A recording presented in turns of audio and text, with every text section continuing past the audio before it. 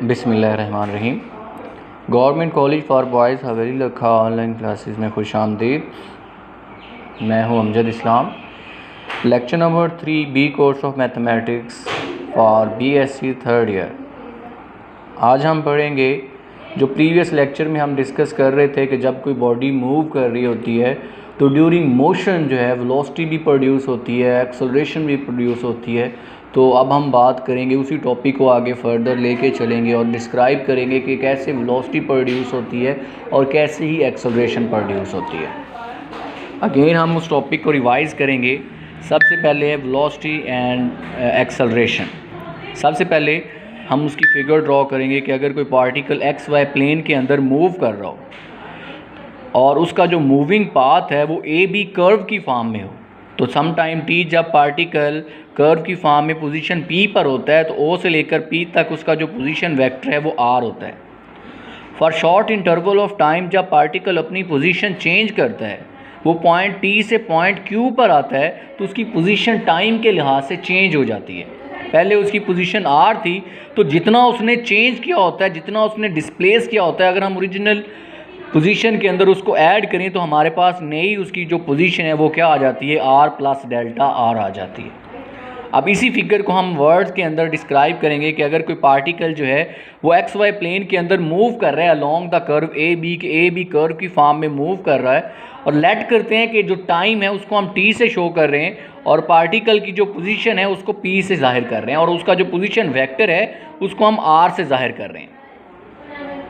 After a short interval of time जब particle अपनी position change करता है तो डेफिनेटली उसकी पोजीशन भी चेंज हो जाती है, तो उसकी पोजीशन हो जाती है R प्लस डेल्टा R। अब हमारे पास O से लेकर P भी मौजूद है, O से लेकर Q भी मौजूद है। हमने फाइंड करना है कि उसने डिस्प्लेसमेंट कितना किया है, P से लेकर Q तक फाइंड करना है। तो P से लेकर Q तक फाइंड करने के लिए आप देख सकते हैं OPQ एक ट्राइंगल बन रही है, तो हम triangular law of addition use करेंगे कि जब अगर हमें कोई ट्राइंगल्स दी गई हो वेक्टर्स की फॉर्म में, तो अगर उसकी कोई मिसिंग साइड हमने फाइंड करनी हो तो हम law of triangle of addition use करते हैं। तो वो होता है हमारे पास PQ plus OP is equal to OQ। तो हम क्या करेंगे, हमें PQ चाहिए तो हम क्या करेंगे, OP को दूसरी तरफ लेके जाएंगे, इधर ये पॉजिटिव है इधर जाके नेगेटिव हो जाएगा, तब हमारे पास बन जाएगा PQ is equal to OQ minus OP। तो ये PQ एज इट इज़ आ गया, OQ की जगह पर हमने पुट कर दिया R प्लस डेल्टा R, उसके बाद माइनस OP की जगह पर हमने पुट कर दिया R। तो ये R नेगेटिव और पॉजिटिव कैंसिल हो जाएंगे, PQ इज इक्वल टू क्या आ जाएगा, डेल्टा R आ जाएगा। तो ये डेल्टा R जो हम ऑलरेडी मेंशन कर चुके हैं, ये हमारे पास पॉइंट P से लेकर पॉइंट Q तक का डिस्प्लेसमेंट है with respect to time delta T, मतलब जितना उसने टोटल टाइम किया। अब हमने क्या करना है, हमने फाइंड करना है वेलोसिटी एंड एक्सेलरेशन। तो वेलोसिटी और एक्सेलरेशन के लिए सबसे पहले हम बात करेंगे कि डेल्टा R और डेल्टा T जो है इसको हम एवरेज वेलोसिटी ऑफ पार्टिकल बोलते हैं। मतलब अगर हम टोटल पोजीशन को या टोटल डिस्टेंस को टोटल टाइम पर डिवाइड करेंगे तो हमारे पास क्या आ जाएगी, एवरेज वेलोसिटी आ जाएगी। अब हम क्या करेंगे, इसके दोनों तरफ लिमिट अप्लाई करेंगे, delta T approaches to 0 delta R over delta T। By definition of derivative limit delta T approaches to 0 delta R over delta T किसके इक्वल होता है, change in position with respect to time. ठीक हो गया। तो अब देखो ये हमारे पास is the velocity of particle in an time, और वेलोसिटी को हम किससे जाहिर करते हैं, V से। तो V क्या, वेलोसिटी क्या होती है, change in position with respect to time is called velocity. अगर हमने एक्सेलरेशन फाइंड करना है तो हम जानते हैं कि change in velocity with respect to time is called acceleration. तो चेंज हम कैसे फाइंड करते हैं, अगर हमें कोई भी फंक्शन दिया गया है, अगर उसके अंदर हमने चेंज फाइंड करना है तो हम डिफरेंशिएशन के ज़रिए हम उसका चेंज फाइंड कर सकते हैं। तो वेलोसिटी के अंदर चेंज फाइंड करने के लिए हम इस इक्वेशन नंबर 1 को टाइम के लिहाज से डिफरेंशिएट कर देंगे, तो ये dV ओवर dt जो है ये किसके इक्वल आ जाएगा, d square R over dt, मतलब dr ओवर t का डबल डेरिवेटिव। तो dr और डबल t का डेरिवेटिव आप जानते हो कि एक्सेलरेशन के इक्वल होता है, तो एक्सेलरेशन किसके इक्वल आ गया, d double derivative R of dt का स्क्वायर। तो ये हमारे पास एक्सेलरेशन आ जाएगा। अब वेलोसिटी और एक्सेलरेशन को फाइंड करने के लिए हम इससे रेलेवेंट एक एग्जांपल करते हैं कि किस तरह का हमें क्वेश्चन आएगा जिसमें हमें कहा जाएगा कि इसकी पोजीशन हमें दी होगी और हमें कहा जाएगा कि इसकी वेलोसिटी और एक्सेलरेशन फाइंड करें।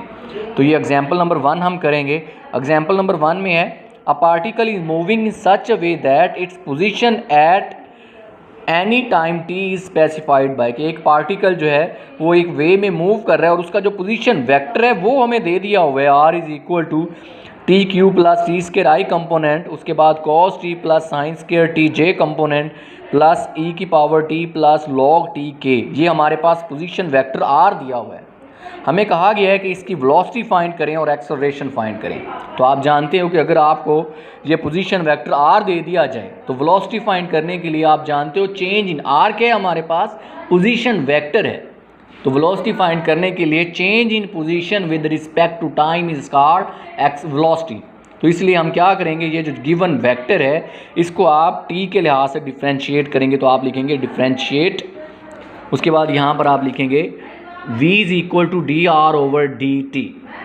अब ये आ जाएगा हमारे पास, यहाँ पर देखेंगे टी क्यूब था तो टी क्यूब का डेरिवेटिव होता है टी स्केयर, और इसके बाद यहाँ पर था टी का स्केयर, तो टी का स्केयर जो है वो उसका डेरिवेटिव होता है 2t, तो ये आ जाएगा 2t। इसी तरीके से हमने नीचे वाले फंक्शन का डेरिवेटिव लिया तो ये हमारे पास वेलोसिटी आ गई। अब आप जानते हो कि एक्सेलरेशन फाइंड करने के लिए आप वेलोसिटी का डेरिवेटिव लोगे, तो आपने इस वेलोसिटी का डेरिवेटिव लिया differentiate with respect to time, तो एक्सेलरेशन क्या होता है d v over d t, तो ये आ जाएगा 6t, मतलब इसका आपने 3t स्केयर का डेरिवेटिव लिया तो ये आ जाएगा 6t, और 2t का डेरिवेटिव लिया t 2 आ गया तो ये आ गया i कंपोनेंट। उसके बाद प्लस ये माइनस एज इट इज़ आ गया, साइन t का डेरिवेटिव होता है cos t plus sign 2t का डेरिवेटिव होता है 2 cos 2t, और ये आ जाएगा j कंपोनेंट। अब ये exponential function as it is आ जाएगा, 1 ओवर टी का डेरिवेटिव आ जाएगा माइनस 1 ओवर टी स्केयर के, तो ये हमारे पास एक्सेलरेशन आ जाएगा। तो इस एग्जांपल के अंदर हमने वेलोसिटी फाइंड करनी थी और एक्सेलरेशन फाइंड करनी थी। तो ये जिस तरह हमने टॉपिक पढ़ा कि अगर कोई पार्टिकल मूव कर रहा होता है किसी पाथ के अंदर या किसी कर्व के अंदर एक्स वाई प्लेन के अंदर, तो उसका हम एक्सेलरेशन कैसे फाइंड करते हैं, उसका हम वेलोसिटी कैसे फाइंड करते हैं। तो यहाँ पर फ़िलहाल हम पढ़ेंगे कि पार्टिकल जब एक्स वाई प्लेन के अंदर मूव कर रहा होता है तो उसके कार्टेशियन कंपोनेंट्स कौन से होते हैं, कार्टेशियन पढ़ेंगे, पोलर पढ़ेंगे। इन फर्दर लेक्चर्स हम ये सारी बातों को डिस्कस करेंगे।